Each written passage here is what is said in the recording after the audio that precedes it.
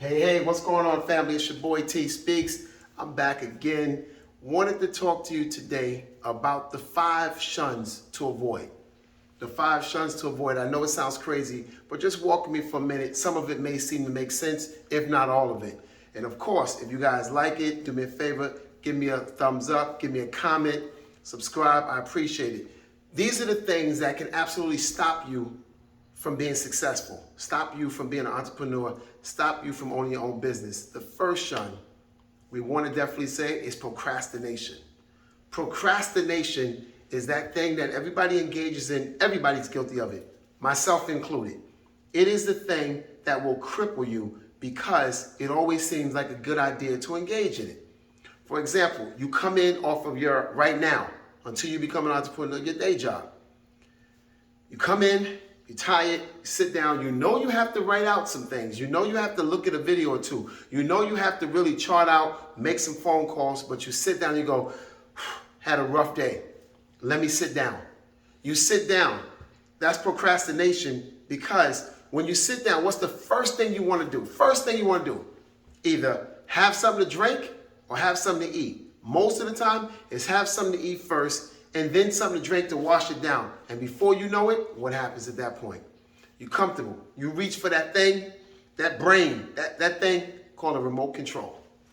Grab a remote control, you automatically start flicking the channel. I'm only gonna watch this until, I'm telling you, I'm guilty of it myself.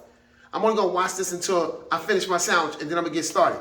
Then something catches your attention as it is doing its job, because it is supposed to catch, grip, and hold your attention. Why? Because that is the way those that are in media, the entertainment committee, have decided that they will reprogram your brain to do what they want you to do. You don't even know it. Subliminally, they are really programming you to respond a certain way. So you watch the TV, click, comfortable. What comes after that? After that comes the type when you want to sit down and stay down, or you want to lay down. I'm just gonna take a quick nap. So you've already gone in, you've worked your 8, 10 hours, 12 hours, you are already tired, but you finish working on that job for that check, regardless of how large you may think it is. If you walk with me long enough, you're gonna see where no check is large enough for your time, but just work with me for a minute. So you already gave all of your time, your 12 hours of all of your strength, your energy to that.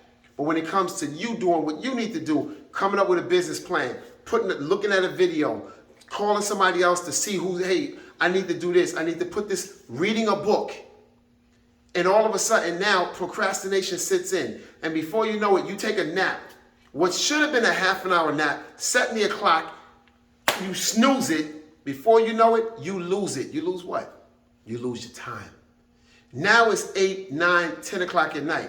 What's there left to do? You've been sitting on the sofa, your wife or your husband or your kids knew that you had a hard day, so they let you sleep. Now you're so comfortable that you get in, and instead of jumping up to your feet, you look to say, you know what? I need to go ahead and make this a more permanent thing. So you go and you take a shower, bath, and then you get back into bed. So now as you're back in the bed, now I'm comfortable. I'll do it tomorrow. Which may not be bad within itself, but the only thing that happens with tomorrow is it usually never comes.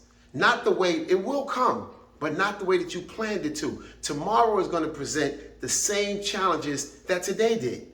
And you're going to be more comfortable tomorrow than you were today to do it, because you already got, if you will, the heat is off.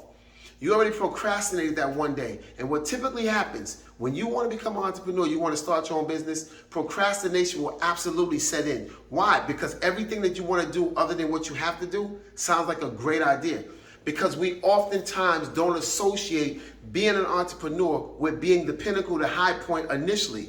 It's a drudge. It is something we don't want to do. It is something that we really resist. Subconsciously, we don't want to sit up and read 50 pages to a book or write 50 pages on a book after you spent all day. So here's the part that you're being fair with. You give your job, that supervisor, that boss, the best of you. You take the least of you at night and go to bed. The next day you're aggravated, you get up. What do? You get up and you're like, okay, I'm gonna do it again today.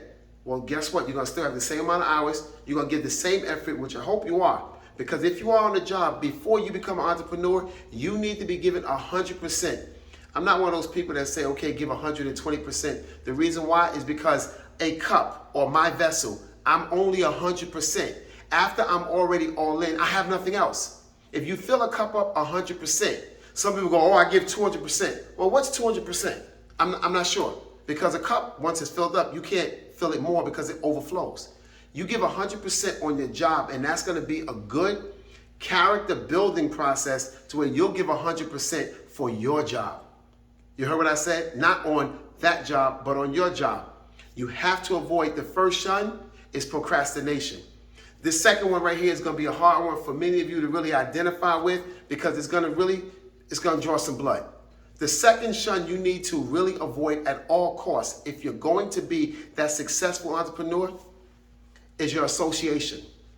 Your association with those people, those negative people who look like, I like to call them frenemies. They stand next to you. They're close enough in proximity to you to see that you're going somewhere, to see that you got some good ideas, to see that you're about something, to see that you're different from them. And they stick close to you, appearing to cheer you on, appearing to push you, appearing to be in your corner. But in actuality, if you get ready to say something to them like, oh, I'm about to go such and such, I'm ready to go to this workshop, I'm getting ready to spend this money too. Wait, you're going to spend all that on there? You'll hear the first negative thing that comes out their mouth is usually the way that they feel within their heart. The only difference is they typically will hear what they're saying and try to camouflage it, because if you knew who they really were, you probably cut them off. But that's exactly what you need to do. You need to watch your association, because if anybody, is two different ways. Either you're for me or you're against me. Nobody stands in the middle, because here's the thing. Even in the Bible says don't even be lukewarm. God doesn't like a lukewarm person. He said, I'll spew you out of my mouth. You're neither hot for it or you're neither cold for it. So if a person is either halfway for you and not for you, that means they're lukewarm. You have to cut them off. Negative people will be around you and wait for you to either give them or carry them. But that's it. They're not going to give you, or else they wouldn't be negative. And most of the time, that negativity does not really stem always from you. It may be an internal jealousy, but most of the time, it's a deficiency in their character. Either they missed an opportunity that they haven't gotten past, or they feel as if they can't do something, or they don't want you to exceed their level. In other words, if I know that I can own a company with 10 employees, but because most of the time you can see greatness, even if it doesn't appear great at that moment, you always can see a glimpse. Like when you were in school, you knew that there was somebody that they used to call them a goody two-shoes, or somebody that was a brainiac. You said that person is super intelligent, above our level. That person is going to own their own company. That person sees you're going to own a company with 50 employees versus their 5. That's hating on the low, waiting for you to get that. So hopefully, if you don't literally outshine me, I don't feel that bad. If you had 50 employees and I had 5, that kind of begs the question, what am I doing wrong? What am I not doing that you are doing? And you're known by the friends that you keep. So if I have 50 and you have 5, you need to get on top of your game. Most people will not want that for you because they don't see that for themselves. That, like I said, is all internal. That association is all internal. It is what they are going through. The issues that they have not gotten over, that they don't want to see you get ahead. If you're going to be an entrepreneur, you have to stop that. You have to, association, this is what you have to do. And though it may hurt, you've got to cut them off. You have to cut them off. And you ever hear somebody say, oh, now you think you're brand new. Oh, you all of this. You used to be. I get it. You're right. I used to be. It's a past tense. I am no longer that person. I don't find the things that we used to laugh about funny anymore. I don't see the real goal. Like, I don't see the payoff to us sitting around doing nothing. I don't see that. So you're right. I'm not that person. And no, matter of fact, wait a minute. I am brand new. What's the matter with being brand new? Explain that to me. People like to say that as if it's a negative connotation, like, oh, now you think you're brand new. Well, wait a minute. The old me wasn't working. I'm working on the job, making $110,000 a year. I'm getting a 15% bonus. That is my cap. That is my elevation. That is what my family can do. And that's the old me. And right now, I'm making that money in a quarter. Every 3 months, I'm making that money, a little bit over $103,000. Wait a minute.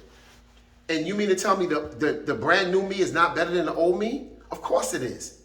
But the thing about it is, if you are the old you, then definitely you want to make sure that I'm the old me. Why?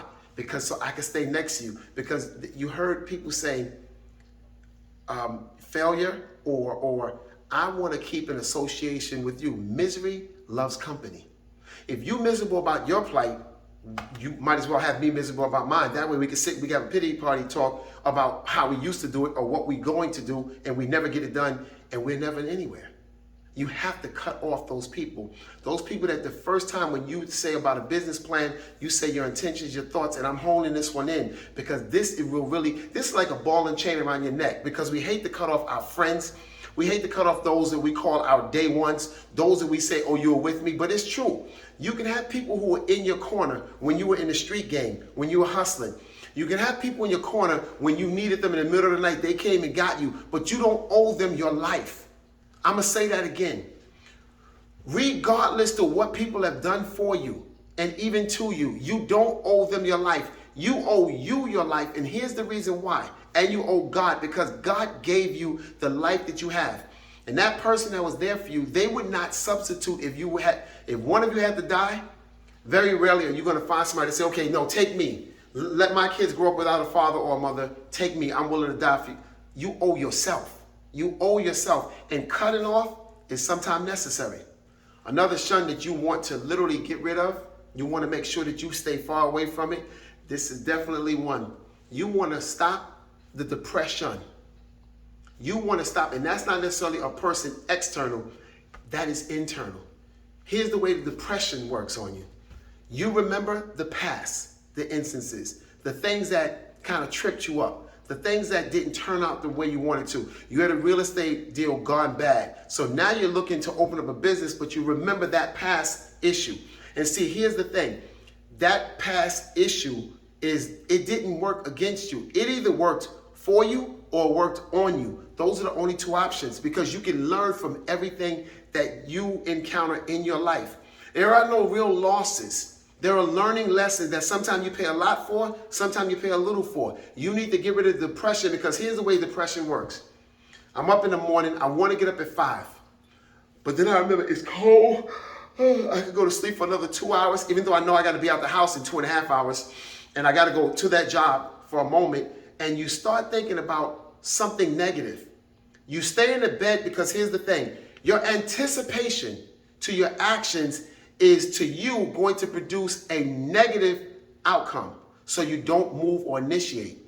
You don't initiate because you don't see the value in getting up and what you can get done. But I want to remind you of this one thing. Every business owner, every entrepreneur, they didn't start out successful the first day. Well, maybe some. It depends. CBDs, something like that. But no, but on the real, you don't start off successful in day one. And here's the reason why. You're going to have to develop some internal fortitude inside, some strength to withstand the challenges as you go higher. So you'll never take a small flower and put a big weight of fruit on it. No, that flower has to grow up to be a tree where the stem is this big, where literally the body of the tree is this big. Then it can take the fruit. It can take the weight of rain. It can take the weight of snow. But you don't, it's almost like a baby. You don't want a baby to start going in the gym. Why? Because they aren't at that stage yet. So when you start your business, you have to make sure that you don't take on too much, that you're not putting on too much weight. You literally, it's stages. There's levels to that. But if you don't watch depression, you'll say, why am I getting out of bed? Well, you start off slowly with a seed, and you start off doing a little bit at a time, and you get to where you're going to be. Because if you walked an inch a day, I don't care where you were going, you'd reach your destination. You may reach it slower, but you'd reach it. But here's the thing I told you guys before. Money loves speed. You don't need a year to make $150,000. When I've told you already, I've had deals to where I'm like, wait a minute, I've made more in this one transaction than I made in an entire month. And wait a minute, I have clients that are paying me as I'm asleep. What am I saying? Don't limit yourself. You have to get rid of depression. Whatever happened in the past, use it as a lesson and move on. Use your depression it can't exist. You have to look at it like this is a lesson. I'm going to make sure that I move past it. Because if you don't move past it, it'll keep you in the bed longer. It'll send you to bed sooner. And you have to be careful because a lot of times the best time, if you have to go to a job in the morning and you come home in the afternoon, that means your time is, believe it or not, early in the morning before you leave or late at night when you come home. So that means you have to watch what you do. You got to push off everything that's going to distract you, every bit of depression of what didn't work, and go forward. Use it as a launching pad, if you will. That happened to me before. I'm going to make sure that I bypass this. I fell asleep in my chair and I got upset. So therefore, what am I going to do? I'm going to make sure that I don't get in the chair. I'm going to eat my sandwich standing up as I'm sitting in front of my computer in the kitchen or on the counter. I'm not going to play with the kids right now. I'm going to make sure I work. Why? Because the last time I did that, I felt bad about myself. That's a depression that sets in. So you want to watch the association, you want to watch the depression, you want to watch the procrastination. What's the other shun? What's the other shun? What's the other shun? There are more shuns that you have to watch. And the reason why we're going through this list is so that you can make sure to avoid everything that is going to distract you or shun. See, it's a distraction. I'm going to tell you how distractions come. They come offering you a better option in the front. Because understand this though, whatever's easy in the front will be harder in the back. Better to go through the hard and then have it easier. A distraction is going to be your boy, your girlfriend, your sister friend saying, let's go hang out. You know this was a hard week. Ooh, child, let's go to happy hour such and such. Let's go to karaoke. You can sing. They can blow. You go. Let's go out and eat. Let's take a little girls trip. You know, we deserve it. I'm not saying you don't deserve it. What I'm saying is put a pause on that distraction for right now, because you going out and taking the time to lounge and relax is the easy part first. You won't get to the hard part until later, when you'll sit back and go, shoot, I still haven't gotten my business off the ground. I still didn't call up the guy to buy the building. I still don't have the equipment. I still didn't buy the materials. Because why? You gave way to the distractions. Now, distractions can come. Some of them are good. For example, you guys know, I have 2 kids, 5 and 7. A distraction is taking them out to play every time they want to go out. They deserve to play their kids. However, I have sat down and explained to them, hey, Daddy's doing some things right now. You know, it's even more than before. Now, certainly we have enjoyed life. Yes, we, do things, but they know, let Dad handle his business. We'll wait because the back end is much greater. And you guys keep following me because you're going to see how effective that is when we book first class plane tickets to a destination one way. How am I doing it one way? Because we will go until we decide to come back home. So it's open-ended. But distractions could be everything from a bar mitzvah. Distractions could be anything from a party, from a sex reveal party. You having a boy, you having a girl. Distractions could be a wedding, not your wedding. That's not a distraction. That's not a distraction. But it can come with a nice bow on it. But it's still a distraction. Why? Because it's taking your attention away and your focus where it will not be most productive right now. So you have to watch those distractions, because those distractions will come to prolong your plight, to get to your level of success and being financially free with the things that come from being an entrepreneur. You have to be careful to avoid these. And it comes in real nice packages. Like I said, your mother, I'm coming over, let's go shopping for the day. Mom, I really can't. You can pick me up something. Or, Mom, why don't you take the kids out? Take the kids with you. That way it's quiet and I can work. And it may sound like you're putting them off, but it's only, repeat after me, it's only for a period. For a period of time. You're going to get those distractions away from you. Why? So that you can focus, laser vision. Because that's what it's going to take. Because I want you to understand this. If success, being an entrepreneur, were easy, everybody would be doing it. Everybody would be successful. But they are not. Why? Because they've gotten distracted. They have gotten distracted. They have gotten distracted. I want to tip back. I spoke to one of my buddies yesterday. It wasn't really a coaching session, kind of, but I've known him for a while, so he didn't have to pay my fee and everything. And he was talking to me, and instead of going forward, He was, if you will, telling me everything that happened in almost a depressed way. He was remembering what happened to him, and it caused him to stop, and he didn't go any further, though he had good ideas. So I had to ignite him. I had to push him forward. So therefore, when we were sitting down and we were talking, and yes, the kids were around, the kids were told to leave us away, no distractions, because what I had to do is I had to coach him out of the corner of the place of depression that he was in, if he's ever going to be effective. And I want you to hear this. This man is, by a lot of terms, successful. Has a nice house, kids, toys. I'm talking about toys like real toys, like motorcycles and like trucks and stuff like that. I mean, like, you know, the real toys. And it looks like on the outside that he is absolutely fine. But here's the thing. Those are distractions too, because he showed me this house that he's getting ready or thinking about buying. Huge, wonderful house. Might be considered a little mansion. And I had to talk him down off of that cliff. Why?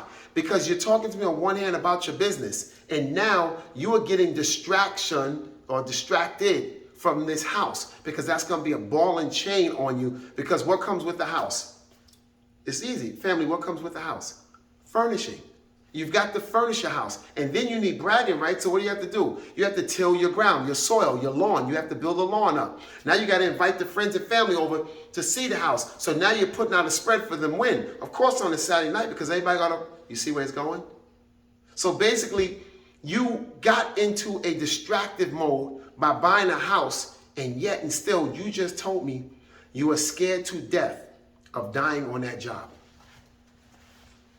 Family, he expressed to me, and obviously with no women around, I'm not going to mention his name, he was scared to death of dying while being an employee, even though he has all these things. And this is what we were going through, because I asked him why after why, and he realized, after I helped him to realize, that there is more in him to make more and to have more and to be more than what he could ever be and have and do on a job. He told me he was scared to death. After we got finished with our session, he was better, he was ignited, he's moving forward. But these things, listen, distractions come all kinds of ways. Sometimes distractions are sexy. But if you don't watch these things, these shuns, you'll never get to the one point that I really want to express to you. You'll never get to the level of elevation. If you let procrastination, if you let your imagination, which we didn't even touch in, I want to touch about that for a minute. I got to get that shun before we go to elevation. Imagination says, if I try that, it's going to fail. My father wasn't anything. He didn't do this, not anything, because nobody says that. Some people do. My father did not do this. I know I probably can't either. Nobody in my family ever did this. This is your imagination working on you when nobody's around. This is the quiet part. This is the procrastination, association, imagination, depression. We got these shuns going on. But the imagination can take you places and open up more doors than anybody can physically do. You can go to 3 levels down on the imagination of what you can't do. And meanwhile, you'll never leave the comfort of your own chair in your own study. Because we can talk ourselves out, get this, or into anything. You guys know, those that followed me before, you know my father, I did not really have a father. I knew who he was. He never poured a thing into me, left the scene without even telling me who I was. So I grew up without a father. I grew up without a mother. That didn't stop me. That caused me to press on like, okay, I can't do anything about that. But you guys see me with my sons. And I do and give them what I have inside of me from God. I know for a fact I cannot give way to the imagination of what I did not get and build up a wall, if you will, or a boundary on my level that I can get to based on my past. My past is nowhere near indicative of what my future can be. Because the one thing that's in that equation that changes the game, do you know what it is? It's me. I am the game changer. You are the game changer. When your imagination starts to kick in and starts to give you every reason of why it will not work, you are to talk to yourself and declare why it will work. Because, okay, I like to do this. When I have clients talking to me, and believe it or not everybody's ready to come out the gate. Some people have to kind of like open or tug, push a little bit. When they start telling me the reason why they can't do it, oh, I can't afford your T Speaks. Oh, I don't have that much money. The first thing I say is, what you're saying when you can't afford it is, don't worry, you won't afford it, and you don't see you as being worth it. You're not giving me anything. You are investing in you. I am only the vehicle that's going to help you get to the next level. When your imagination comes in, I always say, so you can fail, right? There's a 50-50 chance you can fail, right? And they go, yeah, it is. So, but then that means that there's a 50% chance that you can succeed. Why not bet on you with the part that can succeed than to say you can't succeed?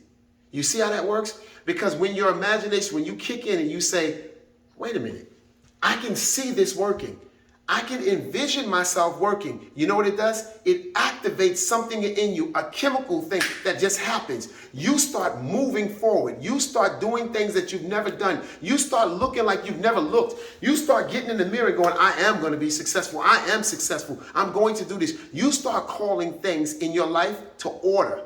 To order. And here's the other thing. When you start to step out, even if you don't know where you're going, start to step out. I promise you, this is my promise to you. Listen, the ground will meet your feet. You'd be surprised how much the whole creation is waiting for you to take your rightful position in this world. When God breathed into man and man became a living soul, God gave you a part of his essence inside of you. What does that mean? That when the scriptures say, be fruitful and multiply, it doesn't only mean have a bunch of kids. Please no. Some, yes. It also means multiply that which you have within you, which means we are waiting for the gift that you have inside of you. The world, that is waiting for it. But if you never put it out and go, I can do it, we won't have it. We need what you have just like you need what we have. You see, it goes hand in hand. That's why when people say we're all linked together, we're all one, 6 degrees of separation. There is really no separation except in bodies, but it's one essence. So under one God umbrella, there are many children who are what? Duplicating who he is. You see how that works? You have got to make sure to give yourself the fighting chance to say, you know what? I can do it. And by the way, as a bonus, change your language. If I had a nickel for every person that I had to stop and help them to change their verbiage in order to be successful, because if life and death is in the power of the tongue, you have so many people who are speaking against their own success. You have so many people that are speaking against their own life. They're speaking against their own financial standing, their own financial freedom, their own ownership. They're speaking against anything. I had somebody tell me the other day, I'll never have the wife that I wanted or the kids that I wanted running up the stairs saying, Daddy, Daddy. And I said, hey, I apologize, but I don't use the word never except when I say I'm never going to stop. I'm never going to give up. I'm never going to go back. Those are the only times I use never. And the reason why is because I know that as long as the sun comes up in the sky, even on a cloudy day, that there is an opportunity to get that which I want. But when you speak words like that of never, you know what you do? You start looking for things to gravitate toward you, and you gravitate toward it of never. I'll never have a wife. So you don't walk into a restaurant looking around. You know, it's a prospect. You don't walk into a place, I'll never have a business. So you never look at buildings that are for sale. I'll never have a child. You never look for a man that might be looking at you. You see how it works? But when you start saying, I'm going to open up my own business. I'm going to open up my own factory. You start driving and you'll be surprised how something will happen, catch your eye, and you'll look over and see that building for sale and take a picture of the sign with the number and say, I'm going to call up. And before you know it, the deal, because when you start to say you can, it starts to say you can. And there is an agreement somehow within the essence of who you are and the world, the universe being one with you and in full agreement. Because when the Bible says, when God spoke and he called the heavens and the waters to separate, it didn't return back and say, no, I won't do that. When he set the sun up in the sky, the sun didn't say, I don't want to be here. It happened the way that he spoke it. And then it was so good that he spoke to himself and said, it is good. So you have to speak in the same way. Let your imagination go toward building things, not tearing them down.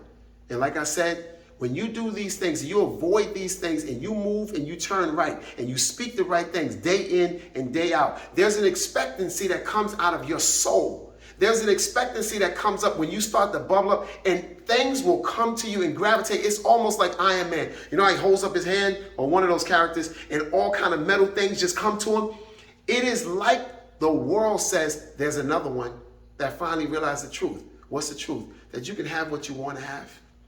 Do you think Bill Gates decided to say, wait a minute, I'm going to invent Microsoft without saying it and doing it? He believed something that was in the eternal and caused it to be in the physical form.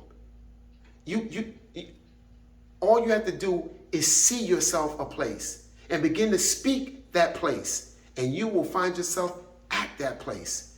Elevation comes like that, family. You go up to the level that you see, and don't hold a ceiling. Don't put yourself in a ceiling. Just because your father was only a carpenter, or your father was an oral surgeon, and this is in one of my books, you are not your father. God bless him. You are not your mother.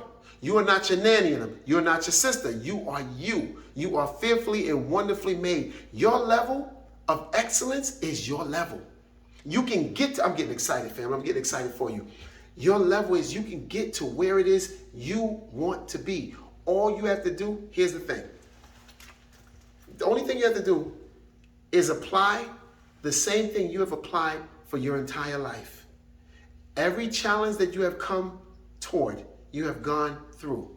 I'll explain it to you. When you're driving on the road and there's a roadblock and it says it is flooded out, you can't get to that. You turn back home and say, no, we can't go? Of course not.